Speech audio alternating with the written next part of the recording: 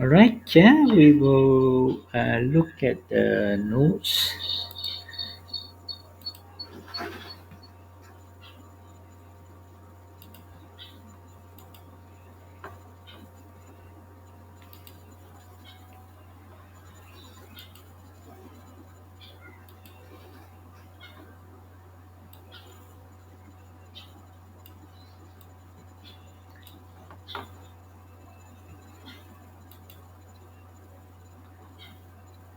Okay, so this chapter is called impedance transformation and matching. Impedance transformation and impedance matching. All right, yeah. You have learned some impedance matching method in EM theory. So in this chapter, you will learn some other method, not the only single step matching. Uh, first, we will learn how to do impedance matching with lump element. That means using capacitor and inductor to do the impedance matching. All right, yeah. And of course, at RF and microwave frequency, as we say earlier, typically you may not get the value that you want. For example, you want 1.9 picofarad. Where to get it? And nobody is making that kind of value. Or and also the normal off the shelf capacitor or inductor. The Q is very poor. It may not be usable. And then the resonant frequency may be too low. All right. Yeah. So typically, you will need to make your own inductor and capacitor to do the impedance matching. All right. Yeah. But first, you must know what value you need. Then only you can build the inductor or capacitor. All right. Yeah. But since we are using transmission line, maybe we can also do single stub matching. Instead of using inductor and capacitor. Since the inductor and capacitor are also made using transmission line, we might as well simply use a normal transmission line to do the single stub matching, but also double step matching. Sometimes we want to optimize the bandwidth, or uh, we want a different performance. Yeah, we can use double step matching or even triple step matching. All right. Yeah. Another way to do impedance matching is to use impedance transformer lah, or quarter wave transformer. Uh, but of course, this is possible only if the impedance is a real value lah. If the load impedance is a complex value, the quarter wave transformer will also will transform it to a complex value. Yeah, it cannot be transformed to a real value. And then it may be troublesome lah. Uh, uh, so whether you use lump element matching, single stub or double stub or transformer, one consideration is the bandwidth lah.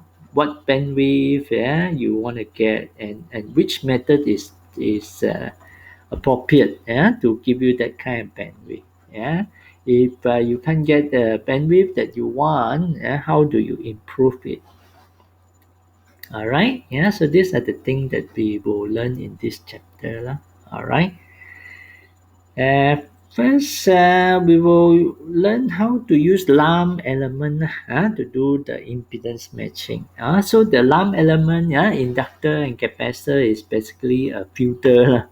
It is, or more specifically, it is a transformation network with a certain transfer function, no?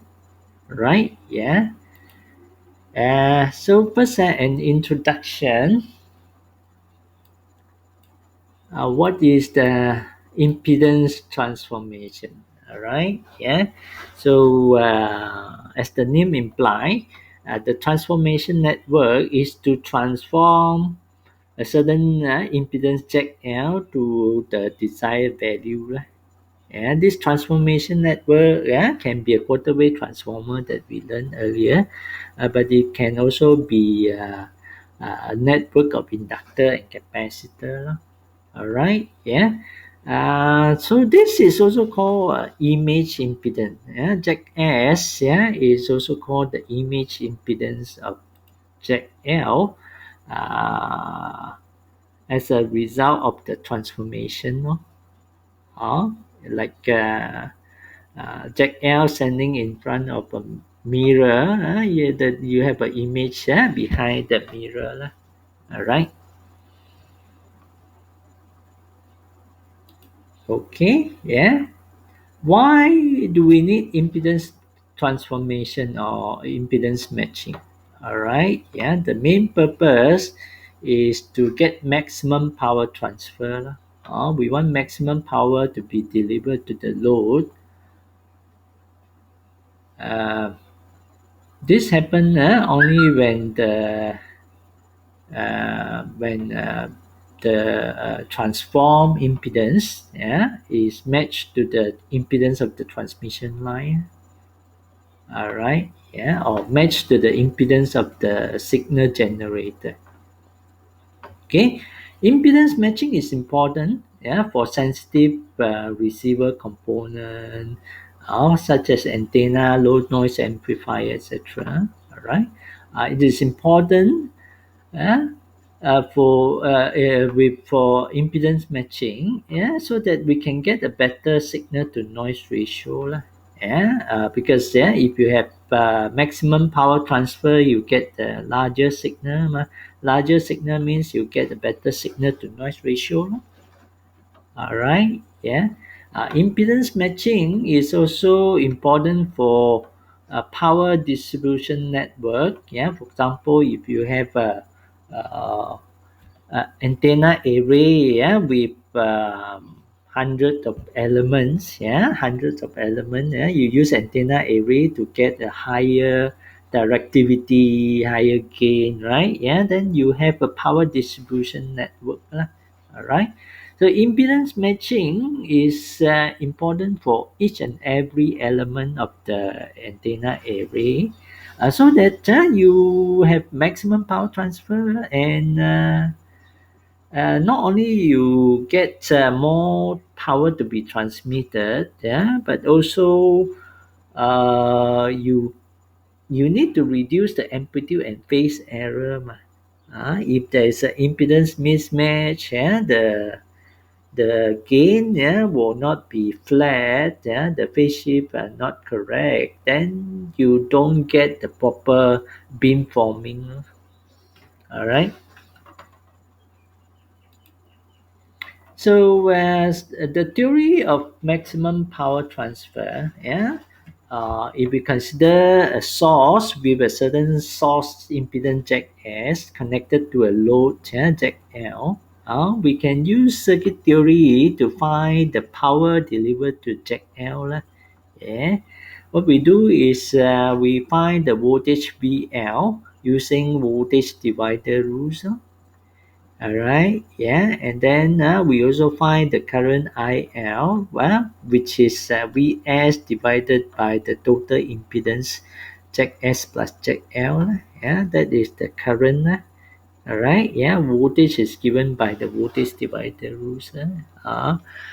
Circuit theory tells us that the power delivered to the load, is half of VL times IL conjugate, and then you take the real part. That is the power lah, the power delivered to the loads. Uh, so if you substitute these two equations into the formula for PL, finally you get this equation. So from this equation, we want to find the condition where PL is maximum. you imagine this is y, yeah, and then you have x, uh, x, RL is x1, XL is x2, and so on. Yeah, you have a certain equation. All right, yeah. So you have a certain graph, lah, yeah, or y of y versus x, right? Yeah. So you want to find the maximum value, uh, a maximum value of PL. Yeah. So what do you do? Yeah. That means, yeah, you want to find the rate of change when it is equals to zero, lah. Yeah, delta over delta x, when it is zero. All right. Yeah. In this case, yeah, we will find delta p over delta RL to be zero. Yeah. At the same time, delta p over delta x is zero. All right. Yeah. So you find that this happens when RL is equals to RS, and when XL is equals to negative XS, such that this second term is zero, lah. So when this second term is zero, you get maximum power, lah. PL will be maximum, lah. Okay, so in other words, this condition means Jack L must be the complex conjugate of Jack S. No? Yeah. So if Jack S is Rs plus JXS, then Jack L must be equals to Rs minus JXS. Complex conjugate of Jack S to get impedance match. All right. Yeah. Where this theory is important because practically, yeah, the source impedance is not always a real value. And same goes for the load impedance. ZL is not always a real value. For example, this source, voltage source, can be the output of amplifier. And the output of the amplifier has a certain output impedance, and that impedance is not always a real value. It could be a complex value. Yeah, and this Jack L could be the impedance of the antenna. Yeah, again, it may be a complex value. Uh, so to get maximum power transfer, you need to design the antenna or the source, either one. Yeah, you design it such that the impedance of these two are complex conjugate of, to each other. This is called conjugate match. Conjugate match. Okay, you can either modify the source or you modify the load, so that Jack L is equals to Jack S conjugate. All right, yeah. So for example, you have an antenna to be connected to a signal source. All right, yeah. But very often you have a cable in between, and this cable will have a certain characteristic impedance Jack naught. Yeah. For cable, typically the characteristic impedance is a real value. Jack naught is a real value. Let's say 50 ohm. So in that case, to get impedance match, you must make sure that Jack S is equal to Jack naught.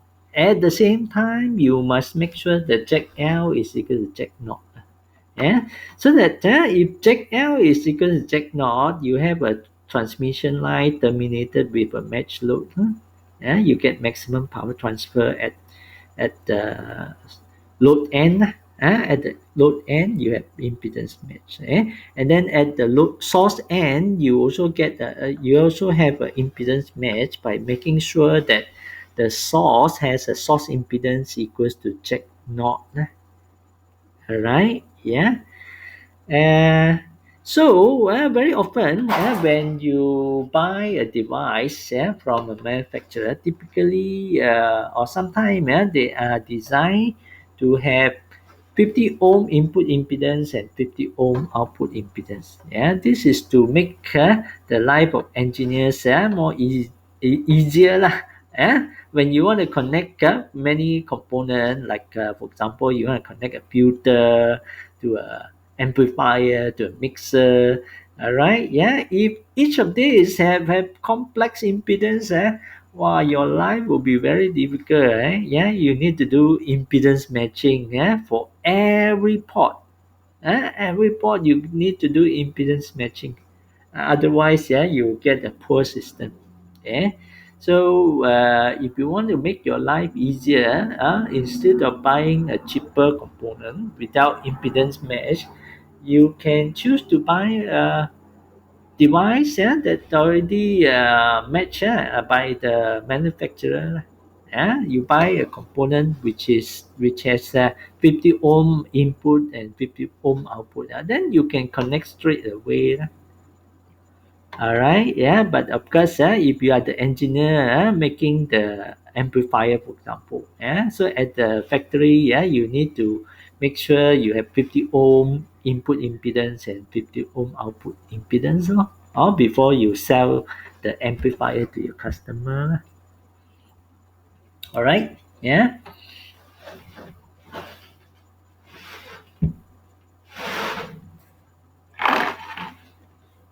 So as far as lump element impedance matching is concerned, yeah, there are various way. Yeah, the simplest one is single element. Single element. All right. This single element can be inductor or capacitor, and it can be connected in series or in a shunt connection to the load. You have a certain load impedance, you can add in a series component L or C, or you add in a shunt element. Okay, but this method um, can only work under certain condition. Yeah, for example, the impedance RL already equals to RS. Yeah? If RL already equals to RS, but XS is not equals to negative XL, in that condition, you can use additional series element to do the impedance match. Otherwise, you will need two element or three element. Okay, yeah. So if you use two element again, it can be two inductor or one inductor, one capacitor, or two capacitor and so on. Dual element, dual lump element. Okay, and then this dual lump element can be a L network like this or L network like this. And that means starting from the load impedance check L, you connect a series element followed by a shunt element, or you connect a shunt element followed by a series element. Okay, so which one do you use? That depend on the load impedance. Sometimes you need to use the first configuration. Sometimes you need to use the second configuration. All right, yeah. So there are limitation. There are limitation for dual element as well. Okay. But of course, if you use three element, you have more degree of freedom. Yeah. So virtually, you can use the either pi network or T network. All right, yeah, and this pi and T net can be combination of inductor and capacitor. So virtually, either pi or T network, yeah, you can do impedance match for any impedance. All right, yeah, any load impedance can be transformed to any value that you want. You can transform from complex impedance to a real impedance. You can also transform a real impedance to complex impedance. You can also transform complex impedance to another complex impedance, depending on the application. All right, yeah. So with three elements, you can virtually, do transformation of any value. Uh, uh, and furthermore, uh, you can choose the value such that you get the bandwidth that you want. Or sometimes you want wide bandwidth, sometimes you want narrow bandwidth. All right, yeah. Depending on the application, right? Yeah, some application you need narrow bandwidth. Wide bandwidth may not be very good. All right, yeah. In some application, narrow bandwidth is not enough. All right, yeah. And of course you can use more element, yeah. Then you have a ladder type network. You can have 4 element, 5 and 6 element. All right, yeah. This is again is to optimize the bandwidth lah. This is to optimize the bandwidth of the impedance matching. But more element means more loss lah. Yeah, because each of these lump element they have parasitic resistance. And so the more element that you add, you get more energy loss. And so eventually, it may not be very good, and not very good in terms of efficiency. All right, yeah, more energy loss. Okay, so it's best to limit to 3 or 4 elements, not too many elements. All right, yeah. Um, you can also use distributed element. All right, yeah, that means you use a section of transmission line to make the inductor or capacitor.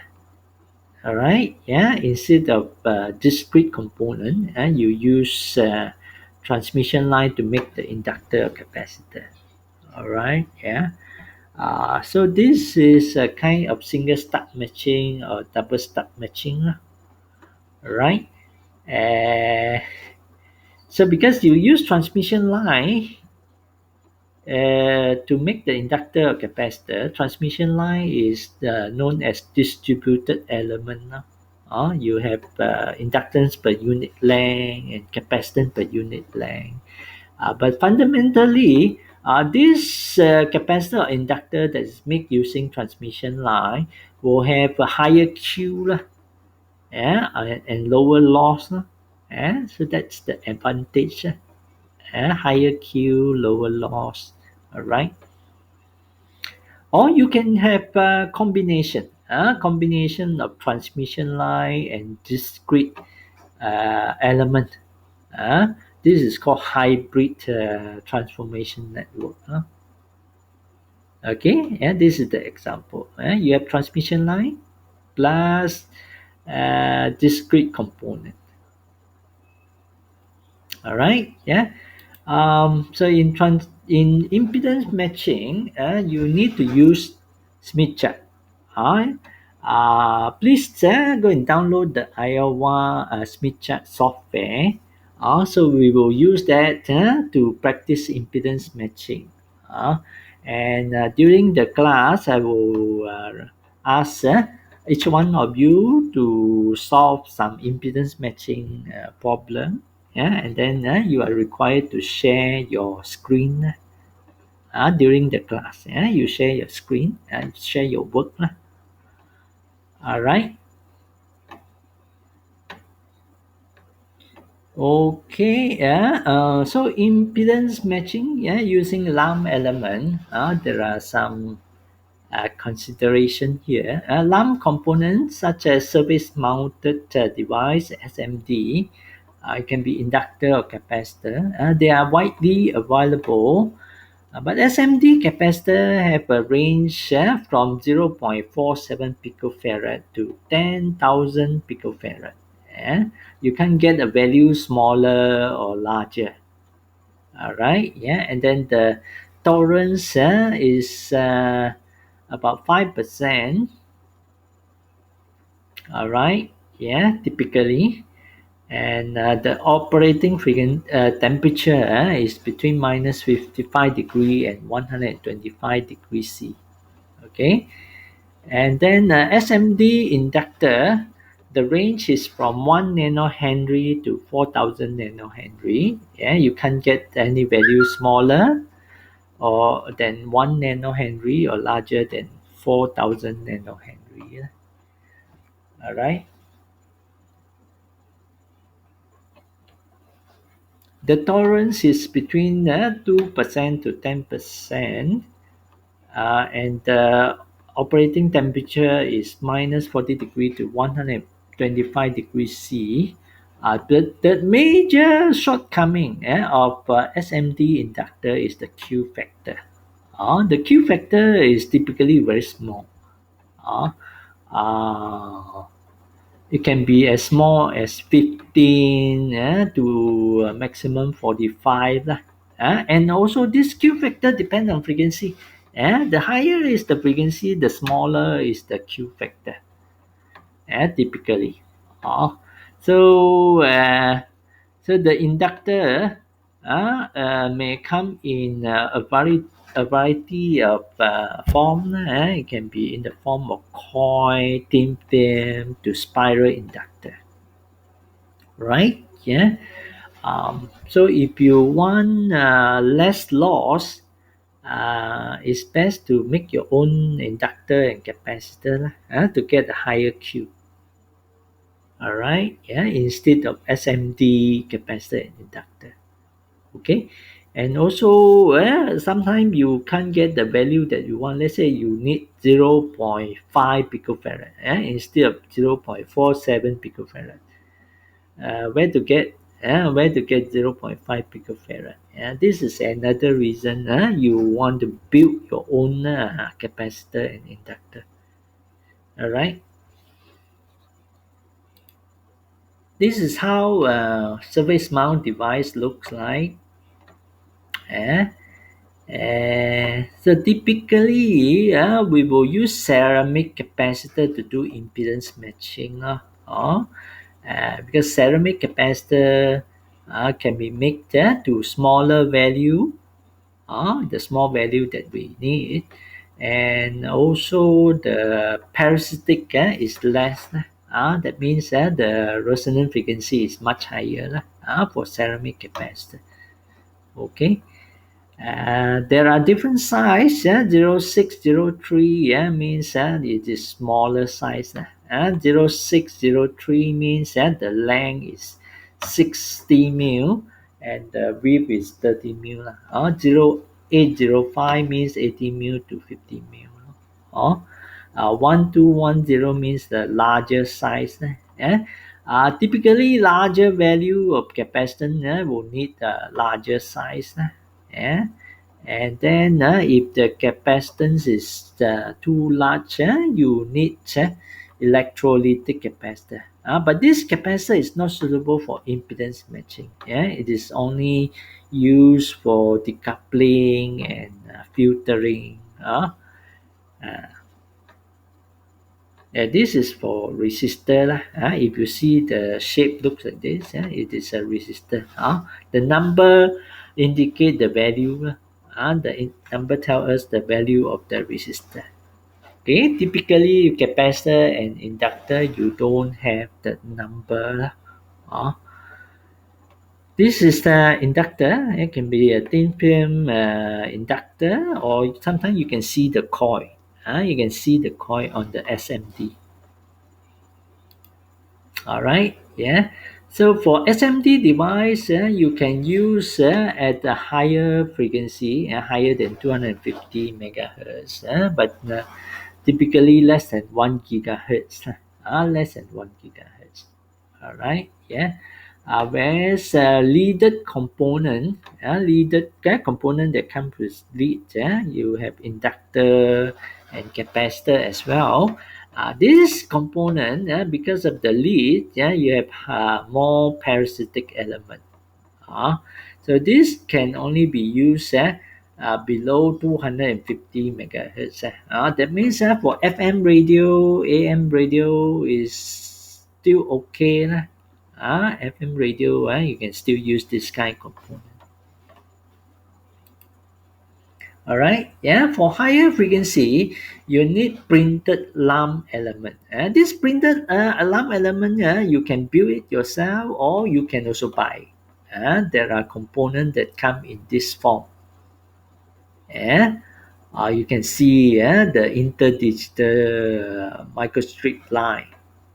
All right, yeah, that we learned in chapter 1, interdigital capacitor, right? Yeah, inductor, you can use microstrip line that is very thin, then you get an inductor lah, so if you need higher inductance, you can make it into a spiral shape lah. That means you have longer line, longer line, and then the spiral shape increase the inductance. Okay, you can to get the larger capacitance, you can use MIM structure, metal insulator metal, right? Yeah. This is for shunt inductor. For resistor, you can use printed resistor, printed semiconductor components. All right, yeah. For higher resistance, yeah, you just make it thinner. All right, yeah. So to do impedance matching, you need to use Smith chart. Yeah, it is best to use the Smith chart with impedance and admittance on the same chart. All right, yeah. Then you can get the value of Z and Y easily lah. All right, yeah. You can read the value at the same point. Let's say you have a dot here. Okay, if you want to know the impedance, you read from the impedance chart at the black line. If you want to know the admittance, you just cross over to the orange line, and you read from the orange curve. What is the real part and the imaginary part? That will give you the admittance. All right, yeah. Suppose you have a certain impedance ZL given by RL plus JXL. You can plot it on a Smith chart. If it is impedance, you use the black line. Yeah, you use the black line. Yeah, to plot the impedance. Okay, suppose now you add a series element. This series element is inductor or capacitor.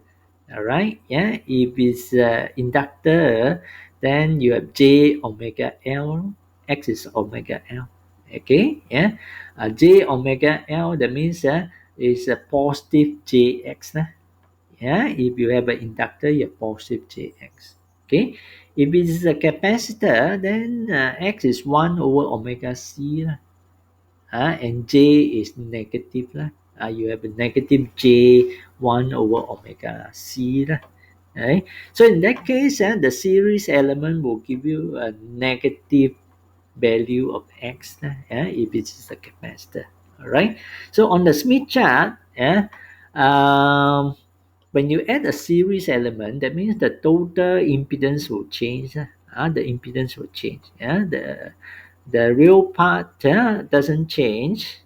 Only the imaginary part will change. The imaginary part will increase if x is positive. And the imaginary part will decrease if x is negative, right? Okay, yeah, because the total impedance is ZL plus JX. ZL plus JX. ZL is this. So you have JXL plus JX. JXL plus JX. Okay, so if X is positive, then you move up. You move upward. That means the impedance become more inductive. Remember, the upper half of the Smith chart is inductive. The lower half of the Smith chart is capacitive. All right. Yeah. So if you add more inductance, then of course you go further go further into inductive region. You move up, no.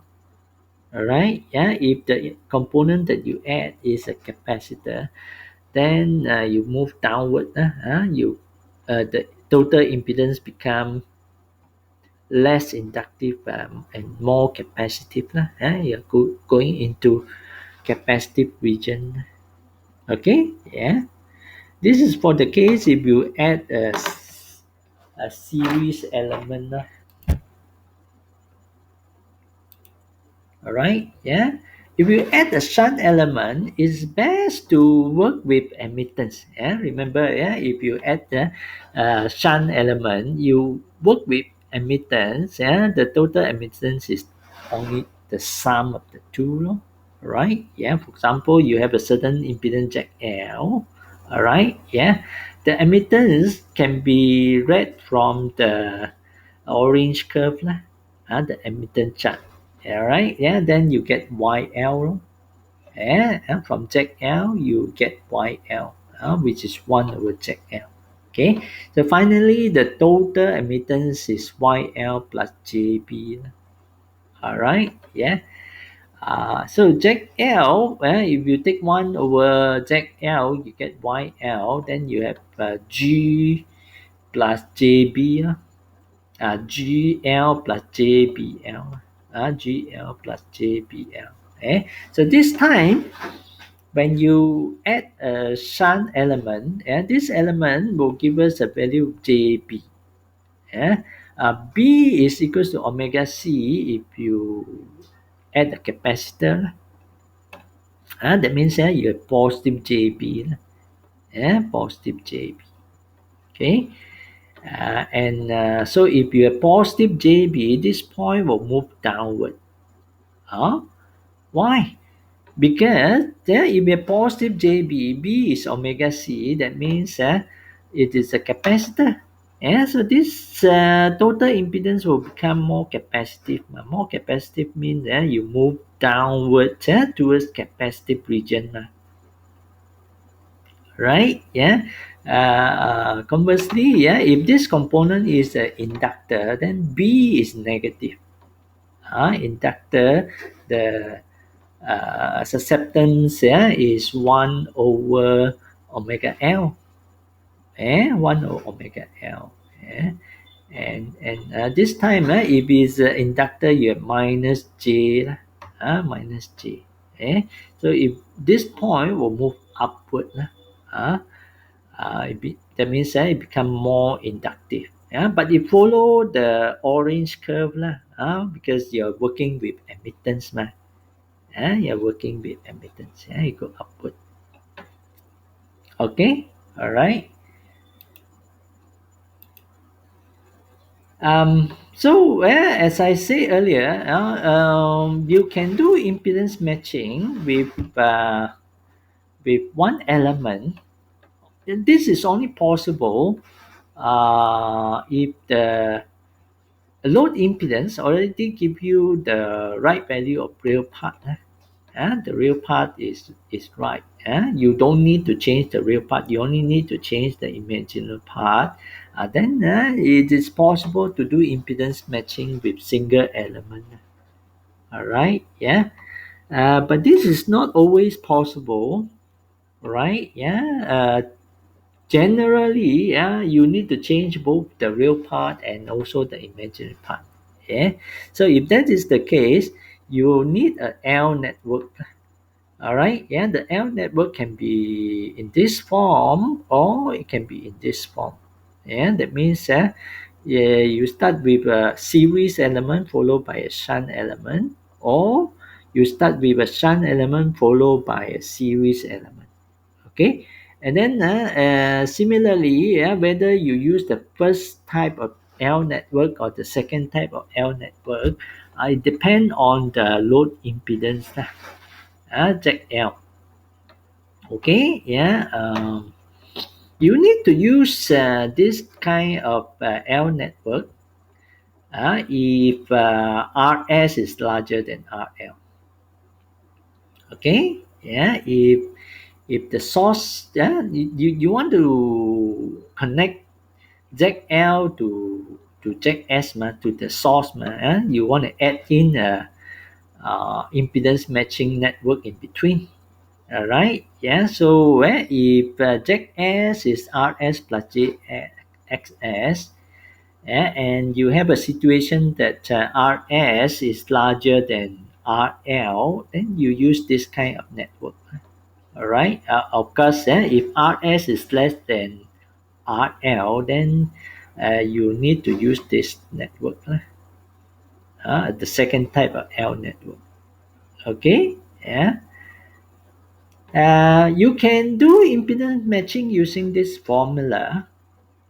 Because from circuit theory, yeah, you can show that if you have a certain load impedance, ZL, you connect a series JX plus a shunt JB. Yeah, finally you get a certain uh,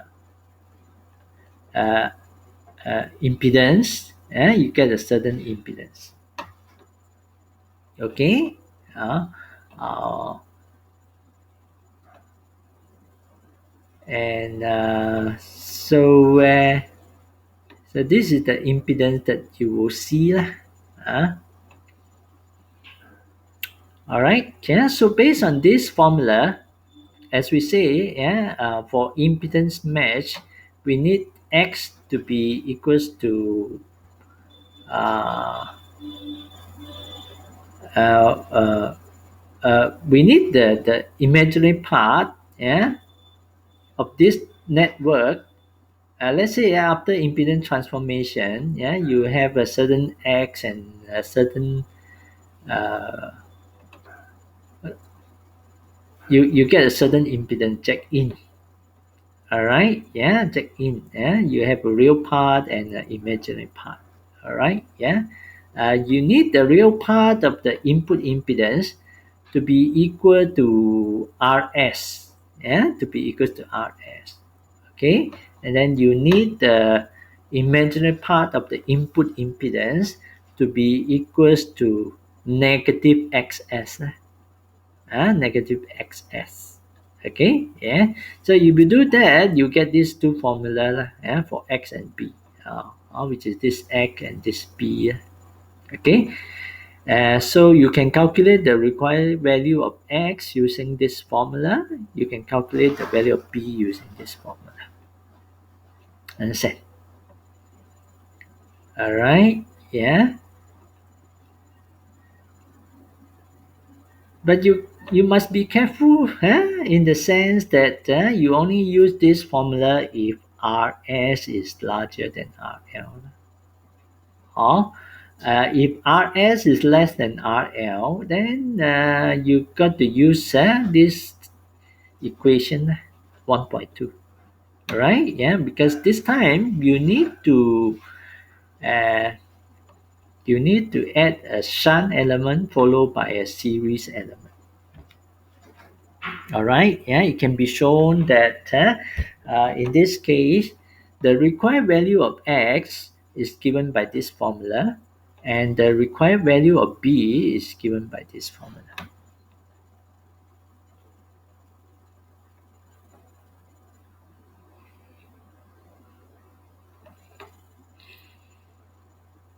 All right, yeah, and yeah, you can use this formula to calculate the required value. All right, yeah. This is from circuit theory. If you use circuit theory, you can get this formula. But the easiest way is actually to use Smith chart. If you know how to use Smith chart, you can solve the problem easily. Okay, but we will talk about that later. Let's look at an example. Suppose we have a load impedance ZL equals to 100 ohm plus J80. Okay, for impedance matching, we want to transform this impedance to 50 plus J40. From 100 plus J80, we want to transform to 50 plus J40. Yeah, and we can only do this transformation at one frequency lah. Okay, yeah, other frequency, yeah, we may not get perfect match, but it may not be a big problem, hopefully. All right, yeah, so you need to choose the frequency that you want to get this result. Oh, so in this case, yeah, you have Jack S smaller than Jack L. Jack S smaller than Jack L. So if sorry, RS smaller than RL. So if RS is smaller than RL, that means you need this network, or you need to use equation 1.2, right? Yeah. So from equation 1.2, you have this value for x and this value for b. All right. Yeah. Now notice that x can be plus or minus. That means there are two solutions. There are two solutions. Both will work. One solution is called the high pass solution. Another solution is called the low pass solution. Right? Yeah. If x is positive value, if x is finally, let's say you use the plus sign, you get x is positive value. That means this series element is an inductor. If you have a series inductor, then you have a low pass filter. Then you call that a low pass solution. Okay, but suppose you use the minus sign, you get x, which is a negative value. That means you need a capacitor here. If x is the negative value, that means this series element is a capacitor. So if you have a series capacitor, then it is like a high pass filter. Then you call that a high pass solution. High pass solution. Okay. In this example, we use a plus sign. You can also use a negative sign, that give you the second solution. If you use the plus sign, you get x a positive value. This is the reactance, the reactance of the inductor. This is equals to omega L. This is equals to omega L in ohms. And then B is 0.014. It is a positive value. Positive value of B means it is a capacitor. Okay, yeah. If B is a negative value, it could. If B is a negative value, then it means it is an inductor. All right. So in this case, X is positive, B is positive. That means the series element X is an inductor. This 115 ohm is equals to omega L. Omega is 2 pi F. Omega is 2 pi F. So L is X divided by 2 pi F. That gives us 44.83 nanohenry. Okay. As for B, B is a capacitor. 0.014 is equals to omega C. 0.014 is equals to omega C. Omega is 2 pi F. So C is B over 2 pi F. That gives us 5.468 picofarad. All right. Yeah. So you see, in this case, you need a very odd value of inductance and capacitance, isn't it? So practically, where to get this value? Oh, you may have to settle for approximate value lah.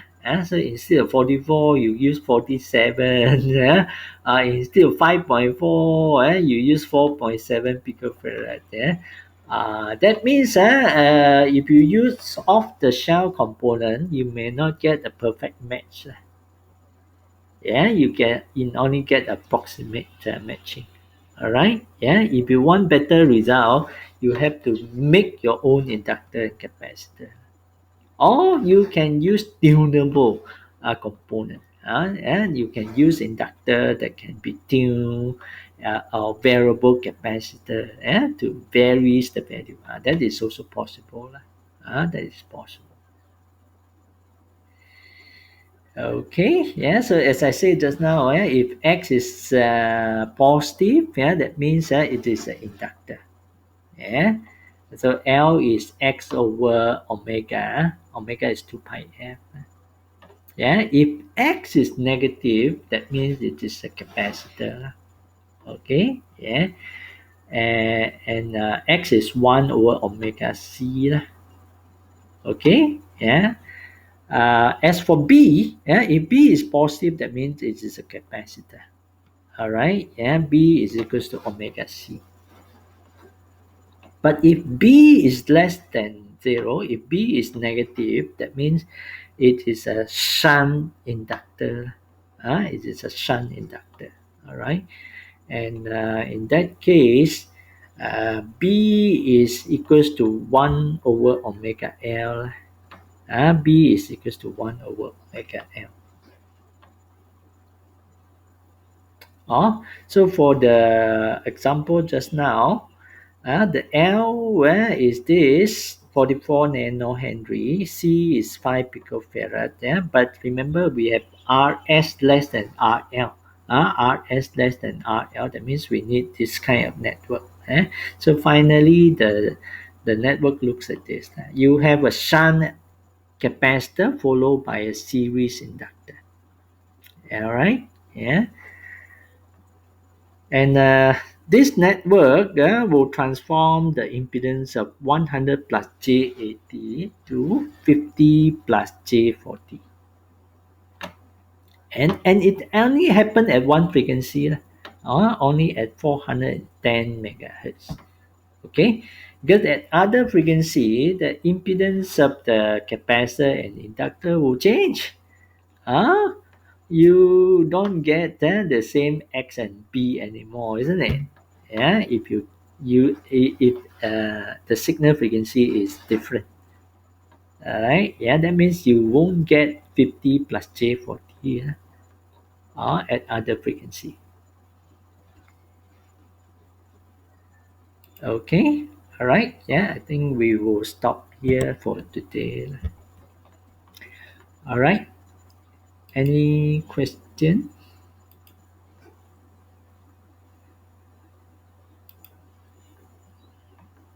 All right. Any question? Anyone before we go?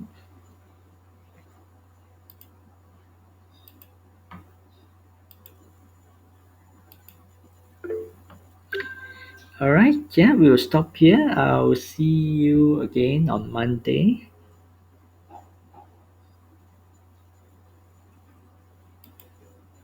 All right.